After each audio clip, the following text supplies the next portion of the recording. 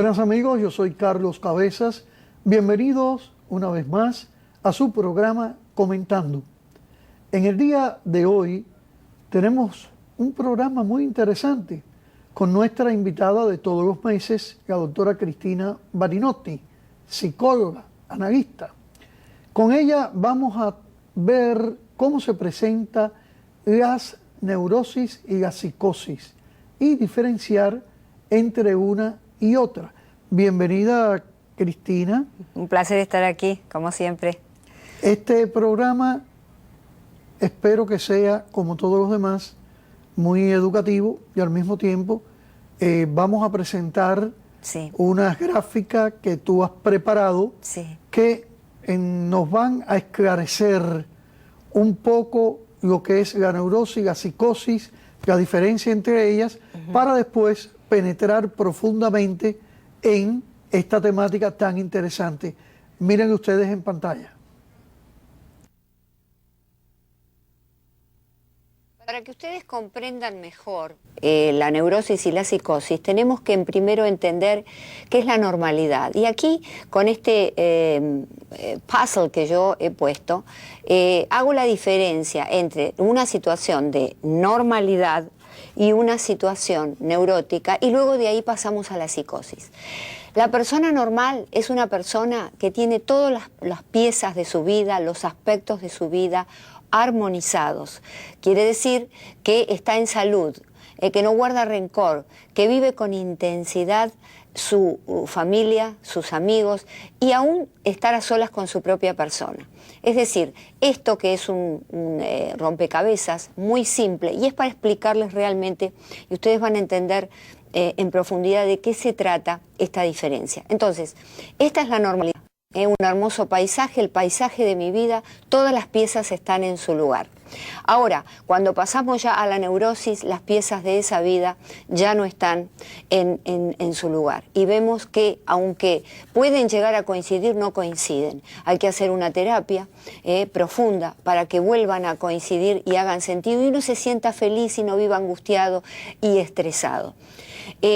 Ahora, la diferencia de esta situación, que es reparable con la psicosis, es que en la psicosis no tenemos posibilidad alguna de reparar esta situación, porque aquí hemos perdido contacto con la realidad. Vale decir, ya vivimos nuestra realidad interna, nuestras fantasías, nuestras alucinaciones y delirios. Esto es lo que normalmente nosotros llamamos locura.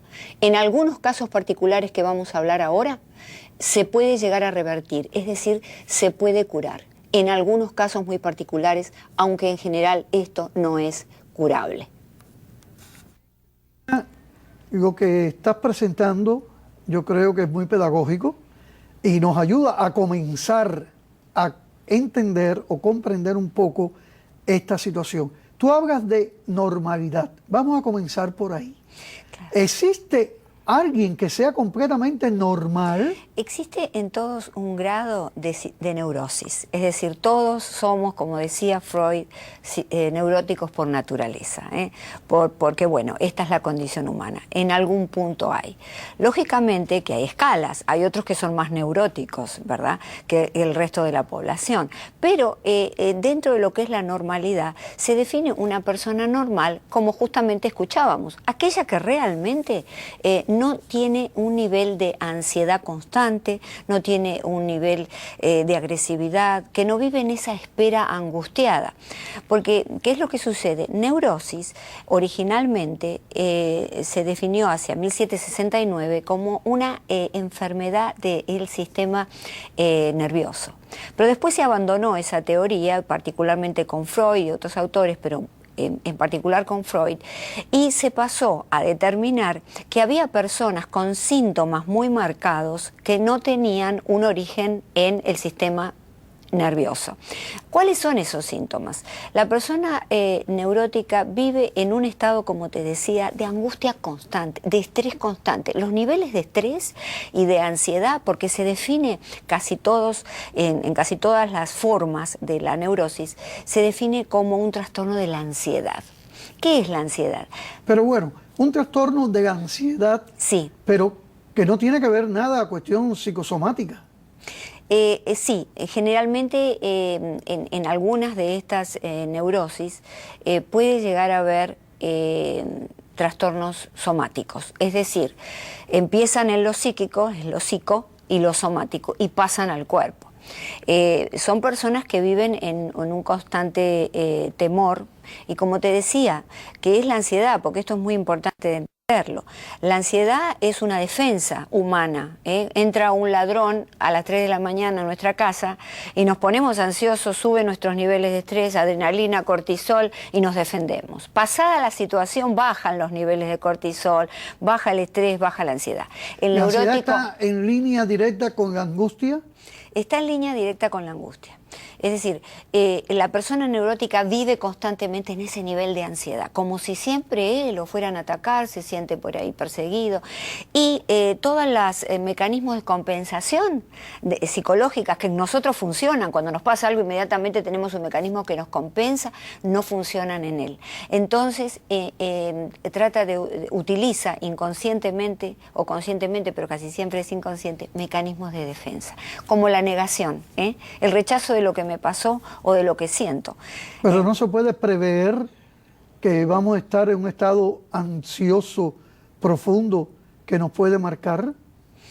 Las personas normales, entre comillas, las personas normales podemos, o las personas con mayor salud psicológica, realmente podemos de alguna manera manejar nuestros estados postraumáticos. Pero, por ejemplo, en una de las, como esto es un trastorno de la ansiedad, el programa anterior hablamos de las psicosis postraumáticas. Eso es de las neurosis postraumáticas. Eso realmente es un grado severo de neurosis. Que no se puede manejar. Entonces ocurren una serie de trastornos. La neurosis ya no se utiliza esta palabra. La Organización Mundial de la Salud lo ha transformado en trastorno. ¿Y por qué? Bueno, lo ha sacado porque en realidad son todos trastornos psicológicos, psíquicos. Entonces le han querido limpiar la connotación de que tiene un origen en lo nervioso. Vale decir, si bien la persona vive en un estado de nerviosismo constante, ¿verdad? Pero bueno, es exclusivamente la etiología o el origen es psicológico. Por ejemplo, las fobias, las neurosis o los estrés postraumático. Hay muchísimos, hay una categoría muy grande de trastornos, desde los trastornos de ansiedad específicos, aunque todo lo que es neurosis conlleva ansiedad, están los trastornos sexuales, los trastornos somatoformes, los trastornos, te lo digo con ejemplos, por ejemplo, claros, ¿no? Una persona que se mira al espejo y se ve siempre mal e intenta modificar ocurre muchísimo en esta cultura hoy en día, las mujeres. No, cuando yo me miro, luzco mal, indiscutiblemente. No, pero estando bien, tú te ves un defecto que tu cara no tiene. Entonces es un trastorno somatoforme y es una manera de neurosis, es una forma de neurosis. Cristina, hace 40 años yo me gradué de mis estudios y como 5 asignaturas de psicología tuve en los mismos. Y veo que ahora hay cambios. La misma denominación, no es una cuestión de nombre, de dejar de decir neurosis y llamar trastorno, sino que estos cambios están basados en ¿qué? ¿Y todos los psicólogos concuerdan? Bueno, todos los psicólogos concuerdan porque ya está manifestado en la Biblia de los psicólogos y psiquiatras, el DSM-4, y además en la Organización Mundial de la Salud. Todo es dinámico, todo cambia, todo evoluciona, las enfermedades también. Se van descubriendo nuevos cuadros adyacentes a la enfermedad, entonces se resignifica la enfermedad y en algunos casos también se redenomina, como es el caso de la neurosis. La neurosis era algo más estigmático y más con características de estigma, y en este caso decir trastornos en su amplia gama de trastornos. Inclusive están los trastornos de simulación, el Munchausen by proxy, que es la madre que siempre enferma al hijo a propósito para llevarlo al hospital por esta necesidad de sentir que ella debe ser de alguna manera la protagonista de algo. Hay una gama impresionante. Tú seguramente, como todos nosotros, hemos conocido a alguien que es un neurótico. Por ejemplo, las neurosis obsesivas, que digamos son las más características o paradigmáticas, en la que la persona tiene necesidad de llevar a cabo rituales para poder manejar esa angustia, para poder manejar ese estado se llama así, espera angustiosa. Y cuando se une a la compulsión... Ah, bueno, exactamente. El tema de la compulsión, por ejemplo, existe trastornos del control de impulsos dentro de lo que está la ludopatía, es decir, el jugador compulsivo, el comprador compulsivo, el cleptómano. Es decir, que todos nosotros conocemos un neurótico, si queremos ponerle este término, ¿verdad? O todos conocemos a personas con trastornos muy diversos. Por ejemplo, dentro de los trastornos sexuales está la pedofilia, una cosa tremenda, ¿verdad? Es decir, que es una parafilia, categorizada así, pero está dentro de un trastorno que sería neurótico. Están los trastornos del sueño. ¿Y no tiene cuestión cultural? Bueno, no, porque está determinado que son individuos que padecen ciertos síntomas, ¿verdad? Y que son bien conscientes, por otro lado, de lo que están haciendo, pero no lo pueden evitar. Se encuentran los trastornos del sueño, exceso de sueño, sonambulismo, o no dormir nunca, terrores nocturnos. ¿Quién no conoció a una persona que tiene un terror nocturno, que es típico de los niños, hasta los 6 años, pero no de los adultos? En Cuba nos echaban el coco. Ah, ¿cuando eran pequeños? Para que cogiéramos miedo. Qué bueno, claro. Bueno, el cuco existió, sí, como no, en Argentina. El cuco en Argentina. Pero el trastorno del sueño, que se llama terror nocturno, es algo que se produce de adentro hacia afuera, no está provocado por el miedo que nuestros padres nos podían de alguna manera introducir, ¿no? Diciéndonos, cuidado que viene el cuco. No, esto viene de adentro, porque sin duda hay que tener también un grado de predisposición, porque si bien somos un poquito neuróticos todos, pero para ser muy neurótico también hay que tener una predisposición para llegar a esos cuadros. Por eso yo te preguntaba de la normalidad, porque muchas veces...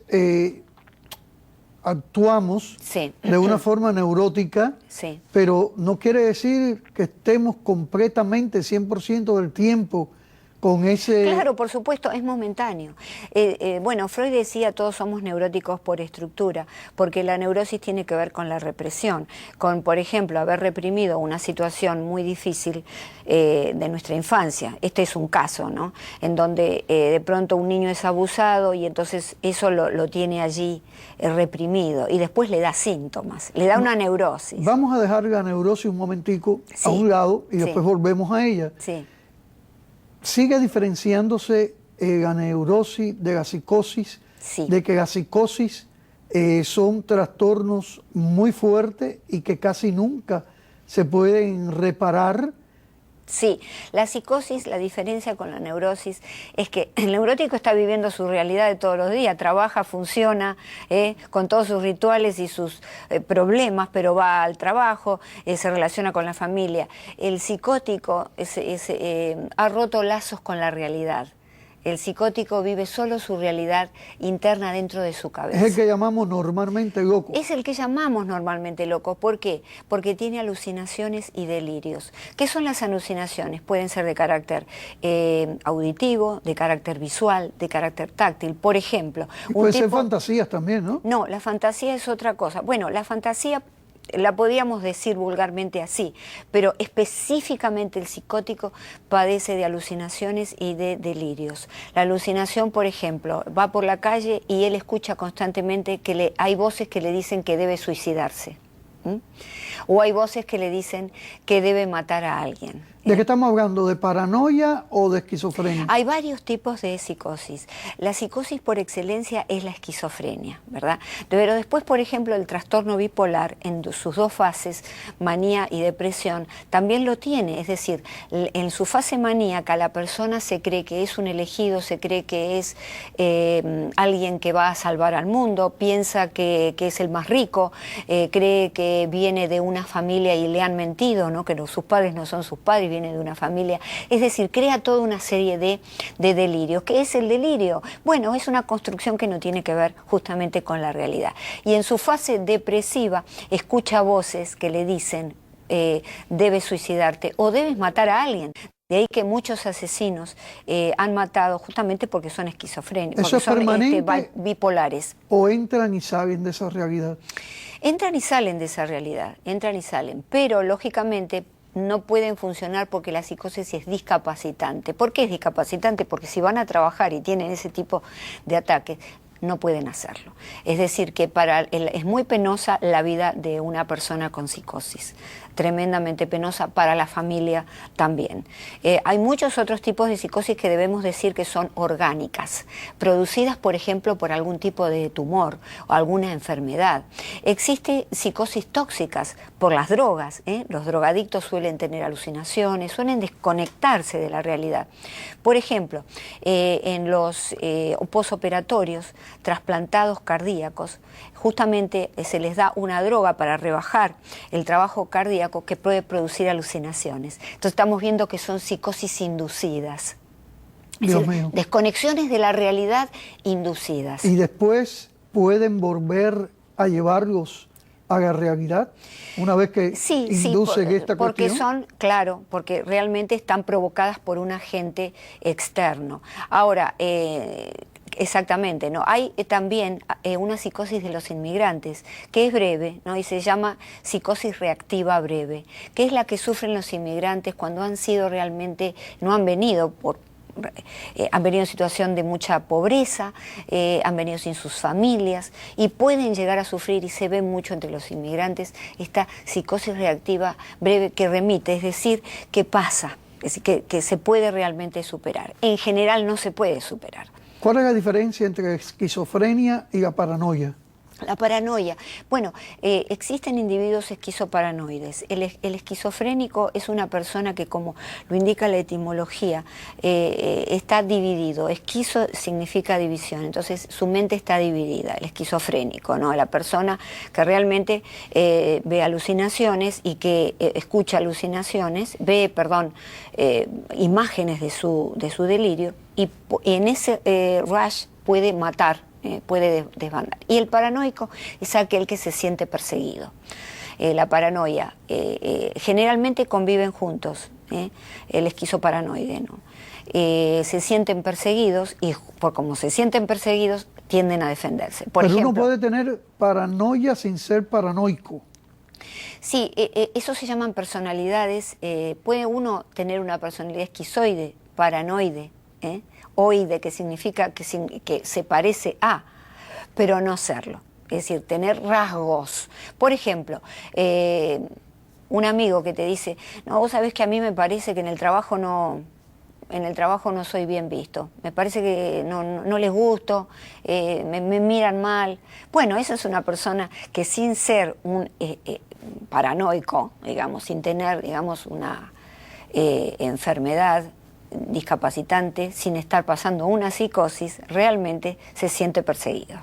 Yo recuerdo en Cuba que casi todos éramos paranoides, porque era el miedo a que la seguridad del Estado, como se decía, lo sabe todo, Claro, te persigue, exacto, te vigila, claro. de tal manera que muchos, cuando llegamos aquí, hablamos mirando hacia los lados primero.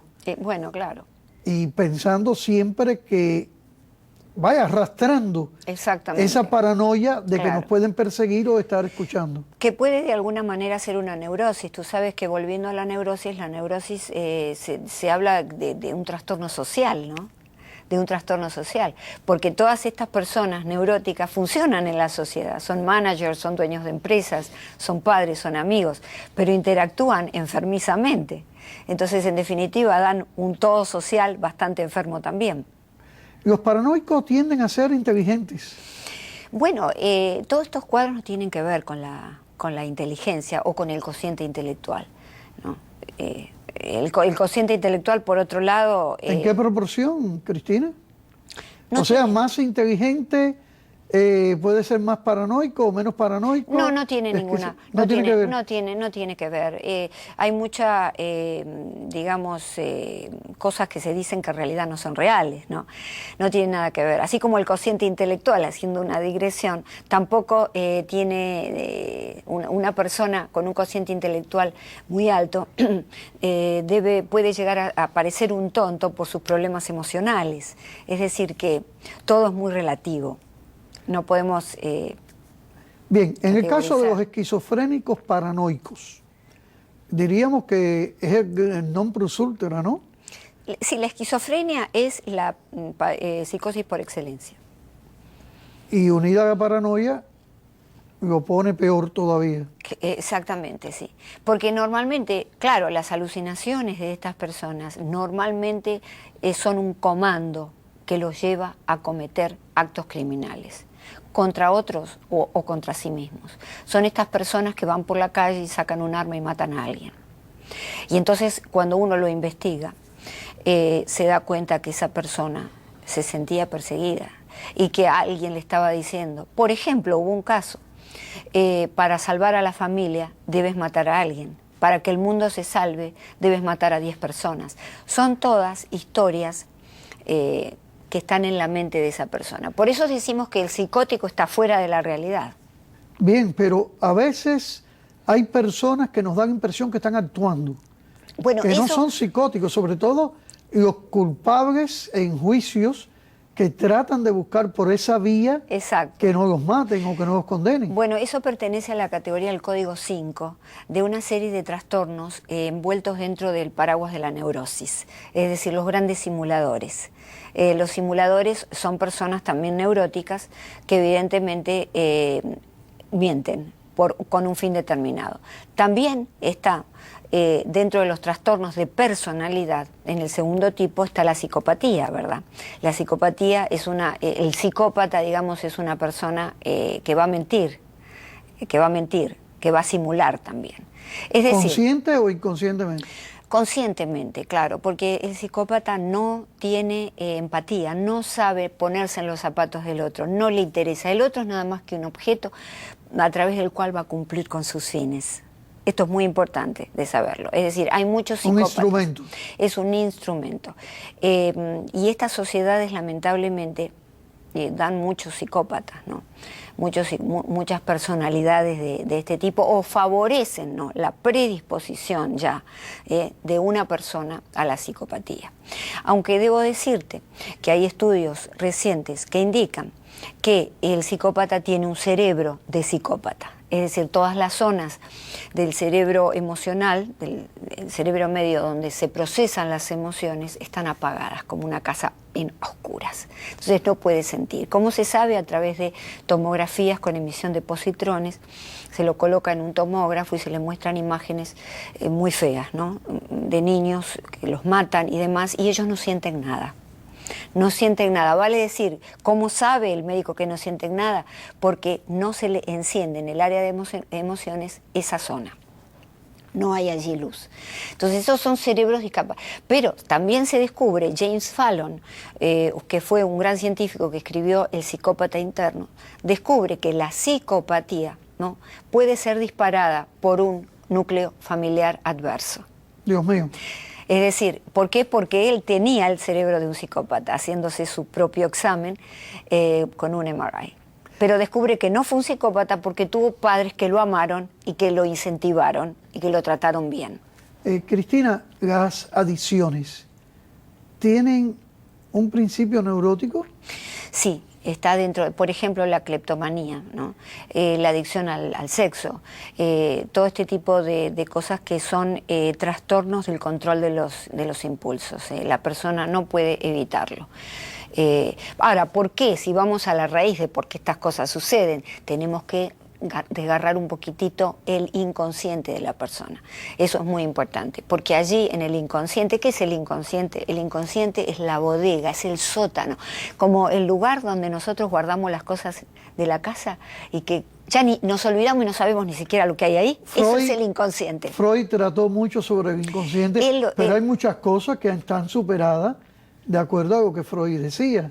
No, todavía el tema del inconsciente, claro, están superadas a nivel de las terapias, porque las terapias que se manejan acá en los Estados Unidos no son terapias de largo alcance, de 20 años, como la terapia psicoanalítica a través del estudio del inconsciente, ¿no? Sino que son del aquí y bueno, puedes estar 5 años, 10 años, dependiendo, porque el psicoanálisis lo que te propone es ir para atrás, para ver qué es lo que pasó en tu más temprana infancia y reconstruir tu vida. Eso lleva un periodo largo. Acá en Estados Unidos, que somos muy pragmáticos, lo que está en boga son las terapias del aquí y el ahora. En 20 sesiones ya me solucioné el problema. Pero eso es un riesgo también. Bueno, sin que te pongas brava, sí, y sin que se pongan bravos todos los psicólogos, no es que la psiquiatría nos está dando a entender constantemente que más bien son procesos químicos que ocurren dentro del individuo. Bueno, eso lo estudian los neuropsiquiatras, en realidad, y la neuropsicología también. Por supuesto que la teoría de que todo está en el cerebro y que son supuestos químicos, ¿verdad? Y eléctricos, esto es verdad y tiene que ver, porque ¿qué pasa? Todo es holístico. Todo es un todo. Es decir, yo tengo una predisposición genética, tengo determinados químicos alterados en mi cerebro, tengo conexiones eléctricas o cableados diferentes y además tengo una familia que me dispara toda esa predisposición, ese todo, entonces va a dar la tormenta perfecta. Por eso yo siempre digo que los padres somos aquellos que tenemos la obligación de, exaltar las cosas buenas de nuestros hijos y ocultar las predisposiciones malas. Como no sabemos con qué predisposiciones malas pudieran venir, hay que tratarlos bien de determinada manera. Con respeto, es que se pueden crear traumas. Estableciendo la autoridad, ojo, no es dejándole hacer lo que se le da la gana para que el nene no tenga un trauma, sino estableciendo la autoridad. Complaciente. Hay que no hay tener que ser mucho complaciente. Cuidado. No. Hay que ser complaciente, pero también hay que tener cuidado de lo que es bueno y lo que es malo para el muchacho. La psicología actual, yo no estoy de acuerdo, ha favorecido realmente el desarrollo de problemas, de trastornos muy graves en los adolescentes. No estoy de acuerdo con eso. Pero bueno, creo que hicimos un recorrido interesante sobre la neurosis, la psicosis. O sea que a veces las buenas nalgadas vienen muy bien. Y vienen perfecto. Y bueno, en realidad la autoridad hay que tenerla. No somos los amigos, somos los papás. Bien, muchas gracias por estar con nosotros en este programa comentando, donde creo que podemos decir que estamos satisfechos por la explicación que Cristina nos ha dado. Hasta la semana que viene en otro de sus programas comentando.